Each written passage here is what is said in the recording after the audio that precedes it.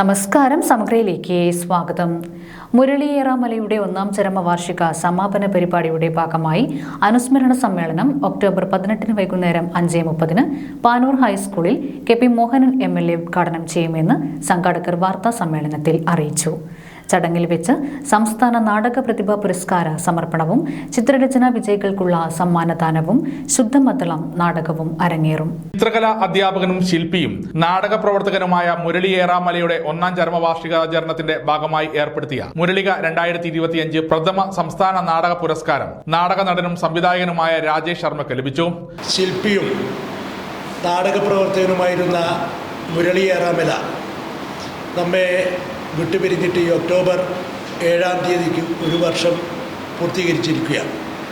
പാനൂരിൻ്റെ സാംസ്കാരിക മേഖലയിലും കലാസാഹിത്യ സാംസ്കാരിക മേഖലയിലൊക്കെ തന്നെ നിറഞ്ഞു നിന്നുകൊണ്ട് ബന്ധപ്പെടുന്ന ആളുകളുടെ മനസ്സുകളിൽ കുടിയേറിയ ഒരു കലാകാരനായിരുന്നു മുരളിയേറാമല. കലയ്ക്ക് വേണ്ടി ജീവിതം ഒഴിഞ്ഞുവെച്ച അദ്ദേഹത്തെ അനുസ്മരിക്കണമെന്നുള്ള അദ്ദേഹത്തിൻ്റെ സുഹൃത്തുക്കളുടെയും ബന്ധപ്പെട്ട ആളുകളുടെയും തീരുമാനപ്രകാരമാണ് പാനൂരിൽ അതിനുവേണ്ടി ഒരു സംഘാടക സമിതി രൂപീകരിച്ചുകൊണ്ട് പ്രവർത്തനം തുടങ്ങിയത്. ഈ അനുസ്മരണ സമ്മേളനം ഒക്ടോബർ 18 വൈകുന്നേരം 5:30 കൂത്തുപറമ്പ് നിയോജകമണ്ഡലം എം.എൽ.എ. ശ്രീ കെ.പി. മോഹനൻ ഉദ്ഘാടനം ചെയ്യും.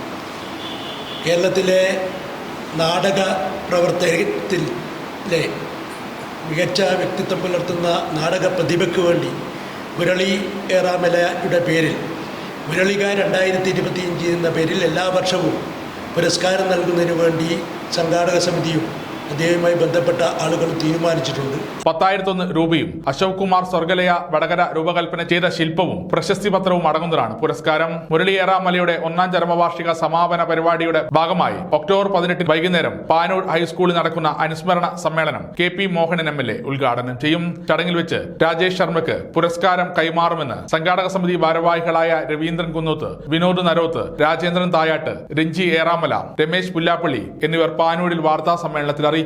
പ്രതിഭയ്ക്ക് സമ്മാനിക്കാനാണ് സംഘാടക സമിതി തീരുമാനിച്ചത്.